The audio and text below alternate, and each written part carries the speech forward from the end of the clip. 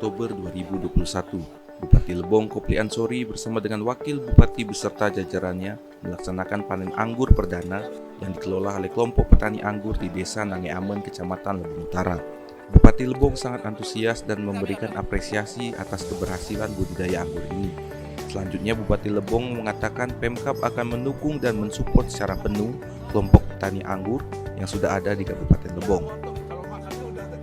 Dukungan dari pemerintah penuh sehingga nanti di Kabupaten Lebong ini ternyata komunitas anggur ini bisa. Dan nanti kita mulai, insya Allah apakah di perkarangan atau nanti kita memang menjadikan produk unggulan di Kabupaten Lebong. Tapi pada prinsip awal ini kami akan mendukung penuh dan mensupport penuh kelompok tani anggur yang sudah ada. Setelah berbincang, Bupati akan mendukung dalam bentuk program seperti pembibitan, pupuk, pestisida, dan lain-lain.